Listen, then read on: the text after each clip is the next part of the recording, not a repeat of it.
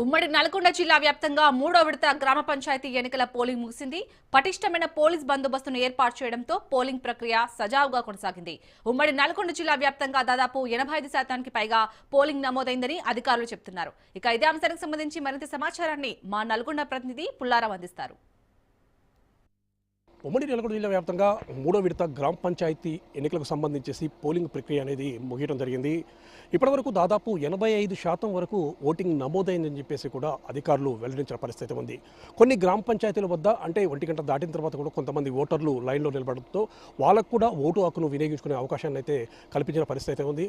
ముఖ్యంగా ఉమ్మడి నల్గొండ జిల్లా వ్యాప్తంగా కూడా ఈ యొక్క ఎన్నికలు అనేవి ప్రశాంతమైనటువంటి వాతావరణంలో కొనసాగే విధంగా కూడా పటిష్టమైనటువంటి భద్రతా వ్యవస్థను ఏర్పాటు చేసిన నేపథ్యం ఉంది. కాబట్టి ఇక్కడ కూడా ఎలాంటి అవాంఛనీయ ఘటనలు చోటు చేసుకోకుండా ప్రశాంతమైనటువంటి వాతావరణంలో ఎన్నికలు అనేవి ముగిసిన పరిస్థితి ఉండడం జరిగింది. ఉమ్మడి నల్గొండ జిల్లా వ్యాప్తంగా మూడో విడతకు సంబంధించేసి 22 మండలాల్లో 507 గ్రామ పంచాయతీలకు సంబంధించేసి పోలింగ్ ప్రక్రియ అనేది కంప్లీట్ కావడం జరిగింది.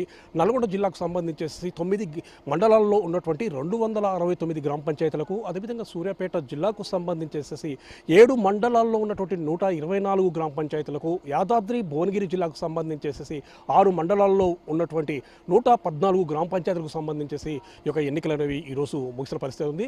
ఇప్పుడు లంచ్ బ్రేక్ ఇచ్చిన తర్వాత మరి 2 గంటల నుంచి ఈ యొక్క ఎన్నికలు అంటే పోలింగ్ అయినటువంటి వాటికి సంబంధించి ఓట్లకు సంబంధించి కౌంటింగ్ ప్రక్రియ అనేది ప్రారంభించినారు. 2 గంటలకు ఈ యొక్క కౌంటింగ్ ప్రక్రియ అనేది ప్రారంభం కానున్నది.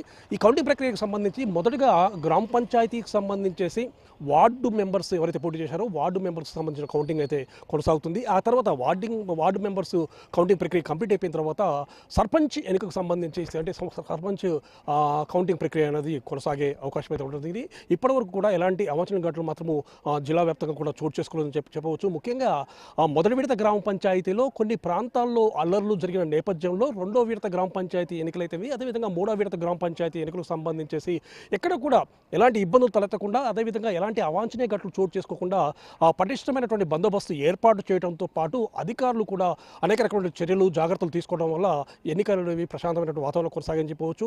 ముఖ్యంగా నల్గొండ జిల్లా కలెక్టర్గా ఉన్నటువంటి ఇలా త్రిపాఠి కూడా నిన్న కొన్ని రకమైనటువంటి ఆదేశాలు కూడా సిబ్బందికి జారీ చేసిన నేపథ్యం అయితే ఉంది.